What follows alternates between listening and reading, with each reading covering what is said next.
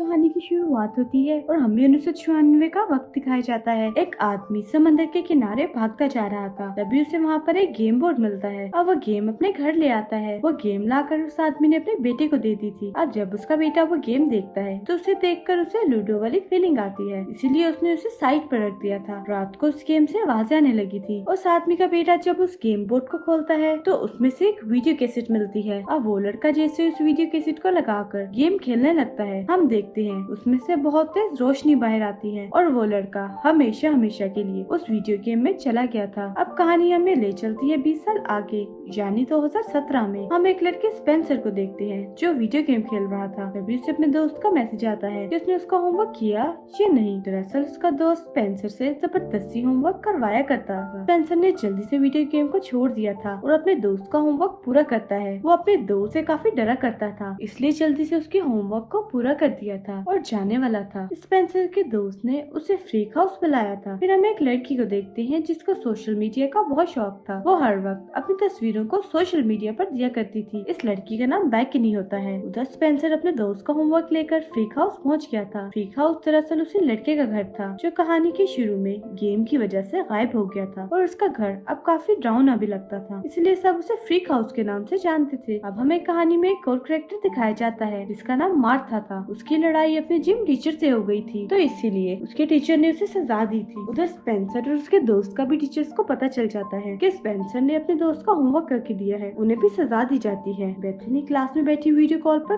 बात कर रही थी, तो इस वजह से उसकी टीचर भी उसे क्लास से बाहर निकाल देती है। अब इन चारों को स्कूल की बेसमेंट में भेज दिया जाता है। इनकी सजा ये थी कि इन्होंने मिलकर पुराने पेपर्स की स्टेपलर पिन्स को खोलना था। ये चारों सारा दिन यहाँ पर ऐसा गुजारना नहीं चाहते थे, तभी उन्हें वहाँ से वही वीडियो गेम मिलती है। शायद उस आदमी ने अपने बेटे के गायब होने के बाद वो वीडियो गेम स्कूल को दे दी थी। ये चारों उस गेम को स्क्रीन से कनेक्ट करते हैं। स्पेंसर और उसका दोस्त गेम को खेलने लगे थे। वो बेथनी और मार्था को भी बुलाते हैं। अब जब ये चारों उस गेम को खेल रहे थे तब ये अचानक से गेम बंद हो जाती है। गेम बंद तो हो गई थी, लेकिन ये चारों एक एक करके अब उस गेम में जाने लगते हैं। ये जंगल में पहुंच गए थे। गेम खेलने से पहले इन्होंने जो कैरेक्टर्स चुने थे उन्हीं कैरेक्टर्स में ये बदल गए थे। इनकी सबकी अपनी अपनी खूबियाँ थी जो हमें आगे जाकर पता चलेगा। वो चारों जब एक दूसरे को देखते हैं तो हैरान होते हैं क्योंकि सब बदल गए थे। स्पेंसर जो कि एक दुबला पतला लड़का था वो एक ताकतवर आदमी बन गया था। वो सबको कहते हैं मैं स्पेंसर हूँ। मार्था जो एक सीधी सादी लड़की थी वो अब एक बहादुर लड़की बन चुकी थी। बेथनी जिसे फैशन करना और सोशल मीडिया का बहुत शौक था वो अब एक मोटे प्रोफेसर में बदल जाती है। स्पेंसर का दोस्त जो काफी लंबा था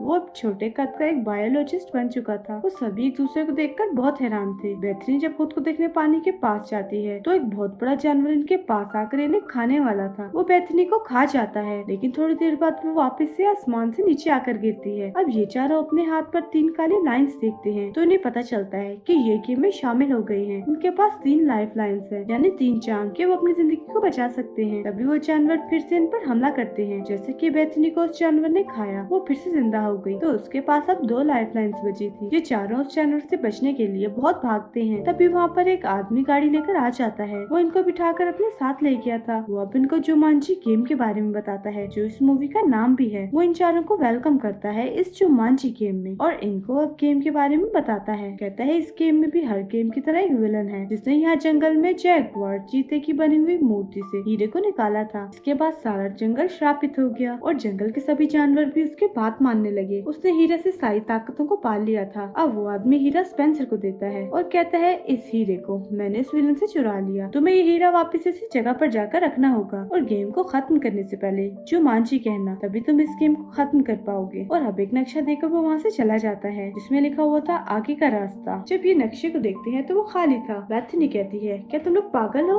इसमें सब कुछ लिखा हुआ है। बेथनी का यहाँ पर हमें पता चलता है कि अब वो बहादुर होने के साथ साथ काफी अक्लमंद भी बन चुकी थी। वो नक्शे को पढ़ना जानती थी। वो बताती है इस नक्शे में एक हिस्सा गायब है, अभी हम पहाड़ों के दरमियान में हैं और बिल्कुल ठीक रास्ते पर चल रहे हैं। तभी स्पेंसर का हाथ अपने बाजू पर लगता है और एक स्क्रीन ओपन होती है जिसमें सभी की स्ट्रेंथ और वीकनेस लिखी होती है। स्पेंसर के बारे में लिखा था कि वो काफी ताकतवर है और बहुत तेज भाग भी सकता है। उसकी कमजोरी कुछ भी नहीं थी। स्पेंसर का दोस्त जब अपने बारे में पता करता है तो उसे पता चलता है कि मैं एक बायोलॉजिस्ट हूँ, मैं जानवरों से बात कर सकता हूँ और सभी जानवरों के बारे में भी जानता हूँ। और उसकी कमजोरी में था केक, कि अगर वो केक खाएगा तो मर जाएगा। मार्था जो कि एक फाइटर डांसर थी। बेथनी नक्शे को पढ़ना जानती थी। अब इन सबको समझ आ गई थी कि ये लोग जुमांजी गेम में हैं और इन्हें अब ये गेम खेलनी भी होगी। तभी वहाँ पर चारों पर बाइकर्स हमला कर देते हैं। वो इन पर गोलियां बरसा रहे थे। ये गेम में सभी एक दूसरे की मदद करते हैं। बेथनी को जब एक बाइकर मारने वाला था तभी उधर मार्था आकर उस बाइकर का मुकाबला करती है और अपनी लड़ाई से मार गिराती है। स्पेंसर का दोस्त जो कि नहीं भाग पा रहा था, स्पेंसर उसे अपने कंधों पर उठाकर भागने लगता है। अब उन लोगों से बचते बचते ये चारों एक झरने के पास पहुंच गए थे। इनके पास कूदने के अलावा कोई दूसरा रास्ता नहीं था। तभी मार्था को पता चलता है कि उसे एक गोली लगी है। वो भी मर जाती है, लेकिन कुछ देर के बाद आसमान से आकर गिरती है। इसका मतलब उसकी भी एक लाइफ खत्म हो चुकी थी। यहीं पर स्पेंसर का दोस्त उनसे लड़ने लगता है। कहता है ना तुम इस गेम को खेलते और ना ही आज हम इस मुसीबत में होते। स्पेंसर कहता है बकवास नहीं करो, मैंने अकेले इस गेम को नहीं खेला था। स्पेंसर का दोस्त जो हर वक्त उस पर हुक्म चलाता था और डराया करता था, वो आज भी ऐसा ही कर रहा था और इसी लड़ाई के दौरान वो स्पेंसर को धक्का दे देता है, जिससे स्पेंसर एक खाई में जाकर गिरता है, लेकिन वापस से जिंदा हो गया था। उसकी भी एक लाइफ खत्म हो गई थी। जब स्पेंसर वापस आता है तो ये लोग एक दूसरे से कहते हैं ऐसे तो हम कभी भी नहीं निकल पाएंगे इस गेम से, हमें लड़ने से अच्छा इस गेम को अच्छे से खेलना होगा। ये चारों नक्शे के मुताबिक एक बाजार में पहुंच गए थे, जहाँ स्पेंसर का दोस्त गलती से केक खा लेता है क्योंकि उसे भूख लगी हुई थी और इसी वजह से उसकी मौत हो जाती है। लेकिन थोड़ी देर बाद वो दोबारा जिंदा हो गया था। जैसा कि हम जानते हैं सबके पास लाइफ जिंदगी के 3 चांसेस हैं। उधर बाजार में उनके सामने एक बच्चा आता है जो उन्हें एक जगह पर ले आया था और कहता है वेलकम टू द जुमांजी। अब वो उन्हें एक कमरे के पास ले आया था और कहता है अगर आंखें छिपकाए तो ये तुम्हें मार देगा। इतना कहकर वो चला गया था। इन्हें इस पहेली को सुलझाना था। वो जब उस कमरे में जाते हैं जहाँ पर एक बॉक्स में बहुत बड़ा सांप था। स्पेंसर जब उसको खोलता है तो इन्हें अब पता चलता है कि आंखें इन्हें सांप से मिलानी है। बेथनी कहती है मैं ऐसा कर सकती हूँ, जो कि अब एक प्रोफेसर में बदली हुई थी, लेकिन जब वो सांप के आगे बैठती है तो डर जाती है। वो सांप तभी मार्था पर हमला कर देता है, लेकिन स्पेंसर ने उस सांप के मुंह को पकड़ लिया था। ये उस बॉक्स से एक पेपर को निकालते हैं। उन्हें उस पेपर में छोटा सा हाथी मिलता है। उसमें साथ ही ये भी लिखा हुआ था जैसे तुम हाथी को देखना तो चलना शुरू कर दो। लेकिन ये सब सोचते हैं कि इनके नक्शे का ये आधा हिस्सा नहीं हो सकता। तभी यहाँ पर गेम के विलन के आदमी आ जाते हैं जो इन पर हमला करते हैं। अब तो वो खुद भी इनके सामने आ गया था और स्पेंसर से कहता है मेरा हीरो मुझे वापस कर दो। लेकिन तभी यहाँ पर एक लड़का बचाकर इन्हें ले गया था, जो कि कोई और नहीं बल्कि वही लड़का था जो कहानी के शुरू में गेम में चला गया था, जो 20 साल पहले गुम हुआ था। इसका नाम एलेक्स होता है। वो विलन के लोगों के सामने धुआं करके इन्हें बचाकर एक कार में ले आया था। अब जब ये उस कार के अंदर जाते हैं तो वहाँ पर इन्हें बहुत कुछ देखने को मिलता है। पहले इनके सामने सफेद रंग के ब्लेड्स आते हैं, फिर एक पानी की खाई जिसके अंदर बहुत बड़े बड़े मगरमच्छ थे। वो किसी न किसी तरह वहाँ से बाहर आ गए थे। अब एलेक्स इनको अपने बारे में बताता है कि मैं आज से 20 साल पहले इस गेम में फंसा था और अब तक नहीं निकल पाया। उधर विलन बहुत गुस्से में था क्योंकि उसे अपना हीरा अभी तक नहीं मिला था। इधर एलेक्स इन चारों को अपने घर ले आया था और बताता है मैं 20 साल से इधर ही रह रहा हूँ, मेरे पास सिर्फ अब एक लाइफ लाइन बची है, मैं अपनी जिंदगी को खतरे में नहीं डाल सकता। अब इनको यहाँ पर ये बात समझ आती है कि जिस नक्शे के आधे हिस्से को ये लोग ढूंढ रहे थे वो कोई और नहीं बल्कि ये लड़का एलेक्स ही है। इसी को इन्होंने गेम में ढूंढना था। ये सभी बहुत खुश थे, इन्होंने एलेक्स को ढूंढ लिया था। वो बताता है अब हमारी गेम का अगला लेवल एक ट्रांसपोर्टेशन जेट है, अगर हमने इसे पार कर लिया तभी हम उस पहाड़ पर पहुंच पाएंगे जहाँ पर हमने हीरे को लगाना है। ये जब उस जगह पर जाते हैं तो उधर 2 गार्ड्स पहरा दे रहे थे। ये ऐसे उनके सामने नहीं जा सकते थे क्योंकि इन्होंने अपनी लाइफ लाइन्स को भी बचाना था और न ही इनके पास कोई हथियार था। तो सभी ये फैसला करते हैं कि मार्था को इन गार्ड्स के सामने भेजेंगे जो जाकर उनका ध्यान भटकाएगी, क्योंकि इनके बीच में लड़की सिर्फ मार्था ही थी। अब बेथनी जो कि मोटे प्रोफेसर में बदल गई थी, वो मार्था को लड़की की अदाएं सिखाती है कि कैसे उन्हें जाकर गार्ड्स का ध्यान भटकाना है। अब मार्था गार्ड्स के पास चली तो गई थी, लेकिन पागलों की तरह एक्टिंग करती है, उसे सही से एक्टिंग ही नहीं करनी आती। तभी गार्ड्स वहाँ पर गाने को चला देते हैं। जैसा कि हमें पता है कि मार्था एक फाइटर डांसर थी, वो गाने को सुनते ही उन गार्ड्स पर हमला कर देती है। बहुत ही मजे से वो दोनों को मार रही थी। तभी पीछे के रास्ते से ये लोग उस शेड में चले जाते हैं। यहाँ से इन्हें एक चीज को लेना था। ये सब हेलीकॉप्टर को लेने का सोचते हैं। एलेक्स को हेलीकॉप्टर चलाने को कहते हैं क्योंकि और कोई हेलीकॉप्टर चलाना नहीं जानता था, लेकिन वो साफ इनकार कर देता है। नहीं नहीं, मैं नहीं चला सकता इसको क्योंकि मेरे पास सिर्फ एक ही लाइफ बची है और मैं इतना बड़ा रिस्क अपनी जिंदगी के साथ नहीं ले सकता। लेकिन स्पेंसर के कहने पर एलेक्स उस हेलीकॉप्टर को चला लेता है। तभी इनके पीछे विलन के लोग भी आ गए थे। एलेक्स हेलीकॉप्टर को उड़ाता पहाड़ों के दरमियान से लेकर जा रहा था। तभी इनके पीछे एक मोटे मोटे गेंडे पड़ जाते हैं जिन्होंने इनके हेलीकॉप्टर के पंखे को खराब कर दिया था। अब स्पेंसर ऊपर जाता है और पंखे को किस तरह से उसने ठीक कर दिया था। एलेक्स जो कि हेलीकॉप्टर को उड़ा रहा था, जब वो उसे उड़ाकर ऊपर ले जाता है तो अब स्पेंसर के दोस्त को याद आता है कि हीरा उसके बैग से नीचे गिर गया है। सवाल अब ये था कि इसको लेने कौन जाएगा, क्योंकि उस हीरे के इर्द गिर्द बहुत बड़े बड़े जानवर घूम रहे थे। तभी स्पेंसर अपने दोस्त को धक्का दे देता है। सभी बहुत बड़े बड़े जानवर उसके दोस्त के पीछे पड़ जाते हैं। पीछे से स्पेंसर ने आकर उस हीरे को उठा लिया था। एलेक्स भी उसे बचा लेता है, लेकिन स्पेंसर के दोस्त को उन जानवरों ने मार दिया था। जब वो दोबारा से जिंदा होकर आसमान से नीचे गिरता है तो एलेक्स हेलीकॉप्टर को उल्टा करता है और तभी स्पेंसर ने अपने दोस्त दोस्त के हाथ को पकड़कर उसे बचा लिया था। ये पहाड़ पर पहुंच गए थे और बहुत खुश होते हैं। तभी एक मच्छर एलेक्स को काट जाता है, जो कि उसकी कमजोरी थी। वो बेहोश हो जाता है। इधर कोई भी नहीं चाहता था कि वो एलेक्स को ऐसे ही छोड़कर आगे बढ़े। तभी यहाँ पर बेथनी अपनी एक लाइफ लाइन एलेक्स को दे देती है। एलेक्स तो जिंदा हो गया था, लेकिन बेथनी की एक लाइफ कम हो चुकी थी। ये उस जगह पर पहुंच जाते हैं जिधर चीते की मूर्ति बनी हुई थी। ये सब यहाँ पर आ तो गए थे, लेकिन आकर सोचते हैं कि इतना सब कुछ आसान नहीं हो सकता जितना हमें लग रहा है। कुछ न कुछ तो गड़बड़ जरूर है। इनमें से स्पेंसर कहता है मैं जाऊंगा पहले इस रास्ते पर, लेकिन जब ये थोड़ा सा आगे बढ़ता है तो बहुत से जानवर इस पर हमला कर देते हैं। एक चीते ने स्पेंसर को मार दिया था। जब वो वापस से जिंदा होकर आता है तो यहाँ पर वो अपने दोस्तों को बताता है कि रास्ता बहुत ही खतरनाक है, हम ऐसे एक ही रास्ते पर नहीं चल सकते। मेरे पास एक आइडिया है, हमें अलग अलग रास्तों पर चलना होगा। जब ये सभी अलग अलग रास्तों पर चल रहे थे तो स्पेंसर के दोस्त को एक बहुत बड़ा हाथी मिलता है। उधर विलन ने बेथनी को पकड़ लिया था और स्पेंसर से कहता है जो हीरा तुम्हारे पास है मुझे दे दो, वरना मैं इसे यहीं पर मार दूंगा। तभी पीछे से स्पेंसर का दोस्त आता है जिसके पास हीरा था। वो बहुत बड़े हाथी के ऊपर बैठा हुआ था। इधर बहुत से चीते उस पर हमला कर देते हैं। वो हीरा उसके हाथ से छूटकर ऊपर की तरफ गिर गया था। विलन भी बेथनी को छोड़ देता है। मार्था यहाँ पर स्पेंसर से कहती है तुम ऊपर जाओ, हीरा मैं तुम्हें ला कर देती हूँ। अब स्पेंसर एक बाइक लेता है। उसने पहाड़ पर चढ़ना शुरू कर दिया था। उसकी राइडिंग बहुत ही शानदार थी। वो अपनी बाइक को नहीं रोकता और बस चढ़ता जा रहा था। उधर मार्था जो हीरे को लेने गई थी तो देखती है हीरा बहुत से सांपों के बीच पड़ा हुआ है। उधर विलन भी आ गया था। यहाँ पर मार्था जानबूझकर एक सांप पर पाँव रख देती है, जिससे सांप ने उसे काट लिया था। जब वो अपनी नई जिंदगी लेकर वापस आती है तो हवा में उड़ती हुई वो हीरा स्पेंसर को दे देती है। उस हीरे को स्पेंसर ने चीते की मूर्ति में लगा तो दिया था, लेकिन यहाँ पर कुछ भी नहीं होता। तभी सबको याद आता है कि ये गेम तो खत्म करना था जुमांजी का नाम लेकर। अब सब एक के बाद एक जुमांजी चलाने लगे थे। उसके बाद उस जंगल का श्राप खत्म हो गया था। जंगल दोबारा से हरा भरा हो जाता है। गेम का विलन भी गायब हो गया था। उसके बाद उन पांचों के पास कोई आदमी आता है जो उन्हें गेम के शुरू में मिला था। कहता है आप लोगों का शुक्रिया, आपने हमारे जुमांजी जंगल को फिर से हरा भरा कर दिया। फिर वो सभी से एक करके हाथ मिलाने लगता है, जिससे सबके सब अपनी दुनिया में वापस पहुंच गए थे। फिर ये सभी उसी बेसमेंट वाले कमरे में वापस पहुंच जाते हैं अपने अपने असली रूप में, जहाँ से इन्होंने गेम को खेलना शुरू किया था। लेकिन वो देखते हैं उधर एलेक्स नहीं था। जब ये उसे ढूंढने जाते हैं, जो एलेक्स का घर फ्रीक हाउस था वो बहुत खूबसूरत सजा हुआ था। एलेक्स आके उनको हेलो करता है। बेथनी भी हेलो करती है।